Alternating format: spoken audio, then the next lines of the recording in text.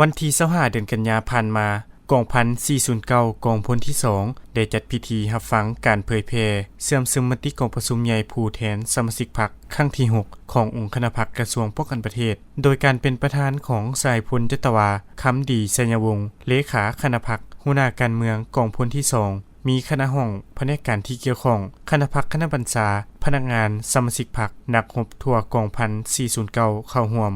กองประชุมได้รับฟังบทรายงานผลสำเร็จกองประชุมใหญ่ผู้แทนสมาชิกพรรคครั้งที่6ขององค์คณะพรรคกระทรวงป้องกันประเทศกองประชุมใหญ่ได้พร้อมกันค้นคว้าตกลงหลายปัญหาสำคัญและรับรองเอาบทสำรวจการนำพารวมของคณะบริหารงานพรรคโดยได้ตีราคาสูงต่อความเอาใจใส่ในการชี้นำพากองทัพให้มีความเติบใหญ่เข้มแข็งสามารถเฮ็ดหล่อนหน้าที่ที่ภาครัฐและประชาชนมอบหมายให้พร้อมนั้นได้พร้อมกันใช้สิทธิประชาธิปไตยป้อนบัตรเลือกตั้งเอาคณะบริหารงานพรรคจำนวน35สหายหญิง2สหายและรับรองเอาคณะประจำพรรคจำนวน11สหาย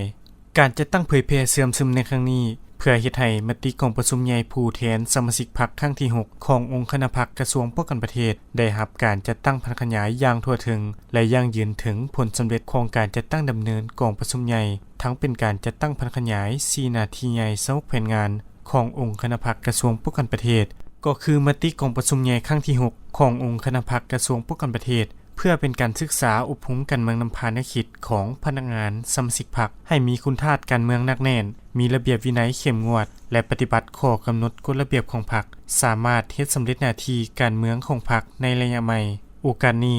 สหายพลจตวาคำดีไสยวงศ์ได้มีคำเห็นโอ้ลมและเน้นหนักให้คณะพรรคคณะบัญชาแต่ละขั้นสืบต่อเฮ็ดเวียกงานศึกษาอบรมการเมืองนำพาแนวคิดให้พนักงานสมาชิกพรรคนักรบมีคุณธาตุการเมืองหนักแน่นมีสติระวังตัวเป็นเจ้าการตอบต้านทุกกลอุบายหันเปลี่ยนโดยสันติของอิทธิกำลังปรปักษ์เพื่อเฮ็ดให้สภาพภายในขอบเขตกลมกล่อมรับผิดชอบมีความสงบปลอดภัย